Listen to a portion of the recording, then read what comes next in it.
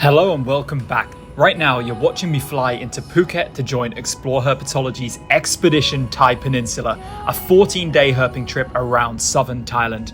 And while it may look sunny, it did not stay that way, and Phuket was subjected to severe storms which caused flooding, landslides and even deaths while we were there. However, the herping has to happen regardless, so let's get out there and get cracking. Immediately off the bat, just a couple seconds after we started walking, Aaron spotted this gecko tokahos, Cambodian gliding gecko, which was just on the side of that huge tree you see there, with really like dark coloration as well. I'm used to seeing these with much lighter coloration, but this one's almost like purplish on the sides and on the tail. No idea how he managed to spot it in the daytime, since it must have been very camouflaged, but that's a great find immediately off the rip, the second we got out. Things got even better somehow because David decided to explore these abandoned buildings over here, and in the rafters he found a slightly sickly radiata, but one which is certainly still very much alive and was trying to bite. But kind of crazy actually that, you know, this would be a really big like radiata, but it's on the skinny side for whatever reason. Definitely needs a good meal. But can't believe that we've been out here for a few minutes and we got a radiated rat snake, which is even though it's a common widespread species in Thailand, not one we find super often. And if you're wondering why it's behaving oddly, it's because it's playing dead. It's about to start playing dead, because that's what they do after they stop biting, which it was at first. They decide that... It's got like a hint of that typical southern Thai yellow. Yeah. Yellowness on the side, but not that nice. When do they have kids? It's not the most beautiful radiata, but it's not a grey morph. And there you see, doing the typical radiata thing. And a lot of people here. Yeah. Aaron, Jade, Magnus. Careful you don't step on the snake. Yeah, you got a snake behind you? Yeah, he's running between my legs. Tristan, you can take over, bro. I got him. Just lift him up with two hands and let me film a bit like in the light, and then I'll end this clip. But yeah, not small radiata. It just looks a bit smaller than you'd think because of how skinny it is. Playing dead. Yeah, I've got him. Wow. Well, that's kind of spectacular. Yeah, that is freaking cool, man. What a start. A daytime snake. I was telling these guys how freaking unlikely it would be, but when you get these like brief dry spells between heavy rain, always a good time to start searching. And it's very convincing too. Like, it's actually trying. Yeah. Because he moved fast. And we just got another lizard in the first. Again, we've only moved about 100 meters along the road. It's a Calotes Emma here. A nice green colored individual. Nice dark patterning. Really nice color on this one. It is looking very stormy over where we're going herping tonight, guys. Here we got Bank, our guide. Say what's up. And that is some serious rain right there. Let's hope it doesn't put too much of a dampener on our finds. And let's get out and see what we can turn up. But that is a supercell. Our first find in the jungle tonight is not a snake, but a Atticus Edwards eye, I think. Edwards Atlas moth. Absolutely giant, that one. The craziest wingspan. It's like ridiculous how large it is. Holy crap. Like the largest wingspan moth in the world. First snake of the night is unsurprisingly this little juvenile Prasina, which is expanding its neck and showing the pattern quite nicely there. This is you can just see the touches of green coming in on its head, and it will gradually turn green starting from the head and eventually enveloping the entire body. Nice in situ here. So in my hand I have what we originally thought was just another prass, but David and Bank, when they caught it, they were like, something's not right about this, and they brought it to show me, and we had a really close look, and we've actually determined that this is a adult speckle-headed vine snake, which I know most people will probably have no idea that they turn green with adulthood, but this is something we've known for a long time. And if you look at the head from the side here, those of you who've been watching the videos for a while will be able to tell that this is not prass. You see it's got a green eye, green tongue, and the snout looks like it's had a bit of it sawed off at the end. Not to mention the body pattern is different, the shade of green is different. This is more of like a dark jungle green than the yellowish green of our prass. And it's got a meal here in the body, but the patterning on the body is slightly different. It's not extending the neck anymore, but this is the first time we have ever seen a green adult Hatila fasciolata. We saw one once which had a green like upper third of the body, but the rest of it was brownish gray. But this is a new one for us and a really interesting find to what's been quite a slow start due to the really heavy rains, which have sent a lot of activity, a lot of snakes and species into hiding. But that's a fascinating observation here. First time for me ever seeing an adult fasciolata That's really cool, and I'm definitely going to get my camera out for this one. Right, at the waterfall, we also got this nice little cinnamon frog. It's gone to kind of a dark coloration now because we picked it up and took a couple photos, but it's always great to see these on Phuket, and we don't always see these on every trip. Sometimes they just evade us, but they're such a beautiful and unique frog, endemic to the Southeast Asian region. Beautiful. All right, we tried to move to a new location, but the rain got so bad. I've actually called it on this location because like it's steep and it's a really like off-road area. So I'm worried about the rain like washing away the road. So we're gonna head away and back into like kind of like what I consider like a safer area with less of a chance of landslides and like the road washing away and trapping us. But the intensity of the rain is crazy. We had to turn around the car a little up, and I stood out to help bank, and I'm like soaked through on every level part of my body. It's not fun. Look at the water that's built up on the road in that amount of time. Like, wow. New switch up to a new location, and picture perfect adult female Phuketensis on the dragon itself. That's one hell of an in-situ right there. We still haven't touched her at all. This is still like totally, well, I guess not in situ now because she's moved, but undisturbed in terms of touching, just crawling along here. This Phuket pit viper is probably used to having people come along.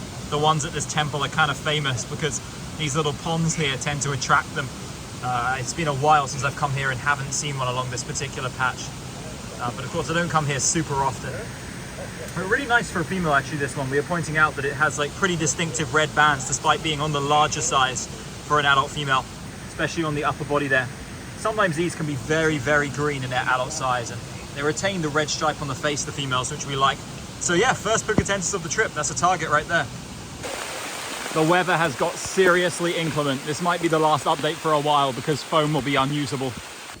Alright, so despite the most heavy rain coming down, thinking that I wouldn't be able to film again for the rest of the night, considering my phone was soaked through, I was worried it wouldn't even turn on again. Up at the top of the hill, we got a freaking spiny terrapin, man. Not only is this an endangered species, but it is super rare. Like, I've only ever seen 2 in my life. The first one, the second one was last year. The one before was in Malaysia 10 years prior. And here it is, the third one in Phuket of all places. And it's a sub-adult with these beautiful reds on the head and the feet as well. Like, all the feet have this red coloration, the neck and head has that red. And because it's a sub-adult, it has still got a really, really serrated shell all the way around. The adults tend to lose a lot of the serrations, and you can see this one's already had a lot of them chipped off already. But here at the back, it's still very sharp. And in typical spiny terrapin style, they're very like active. This isn't so much a water-based turtle, it's more of a forest roaming turtle. And this one was actually crossing a stream, walking on the rocks. And typical to their sort of regular movement, very wandering nature, they also don't suck inside their shell, they just try and move constantly. But that is freaking crazy find here tonight in Phuket. Truly a rare gem here in probably the location on the tour I would have least expected to encounter this amazing species. What a cool rarity. We turned up another Phuketensis. David spotted this one not far from the other one actually. It's just in amongst some bamboo there. It's another female, so definitely going to leave this one in situ. But on a night where the rain has shut down most snake activity, there is a couple gems out and about, which is great to see. It's been an interesting first night and day for sure. Like, there has been highs and lows. Like, snake numbers haven't been great, but just the general experience with the heavy rain, we still turned up some pretty good stuff. And yeah, it's been interesting from start to finish. A lot of unexpected finds today. And I don't think that'll be all. So I'm going to keep walking. If it is all, I'll catch you tomorrow.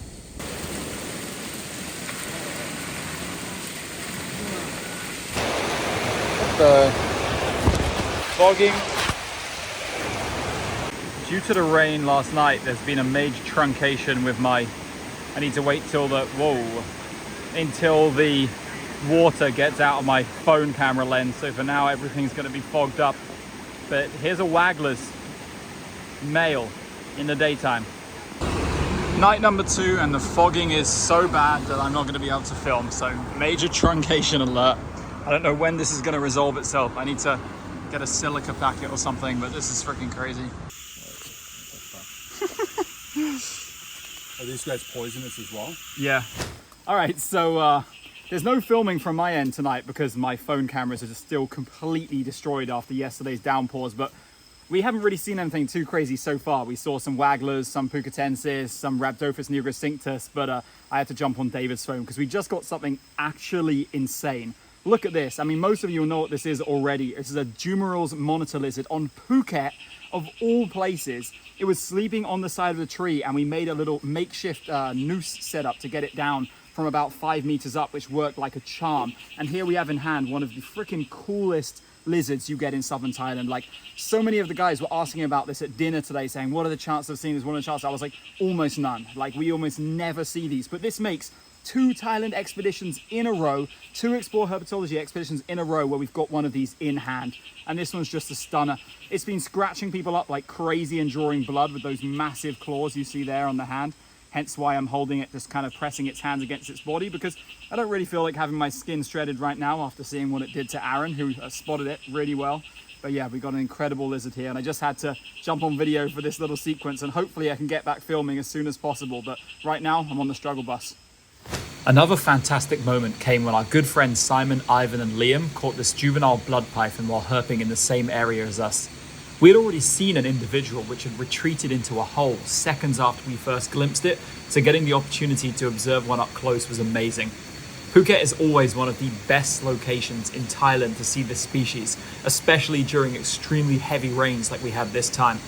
There were so many snakes and other wildlife observations this night. It was actually crazy, and I wish I could have filmed more.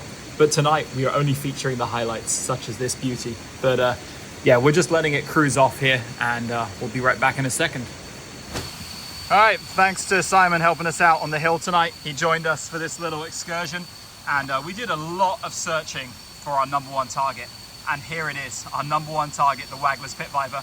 I'm back behind David's phone, by the way. My phone is not fixed at all. If anything, it's got worse, so don't get too optimistic. But because we actually got something beautiful, I was very, very optimistic that I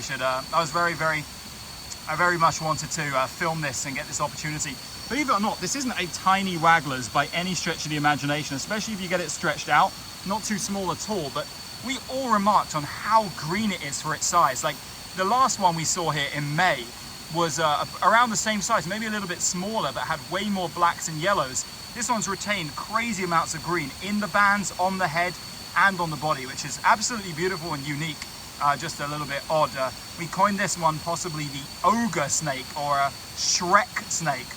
First we had the ghost snake, and then David threw out those suggestions for some new branding for this odd morph. But yeah, this is a beautiful, beautiful Waggler's here. Docile as anything, just sitting here, letting us peacefully take pictures. I spotted this one quite high in a tree, and it was a real endeavor to get it down. One of our guests ended up climbing the most sort of monkey-like in the most kind of dexterous in the group, or willing, let's say, willing to go up amongst the ants. But yeah, this will probably be the last thing I film tonight, possibly the last thing in this video, depending on what else happens or how long it is. But yeah, beautiful Wagglers, let's go.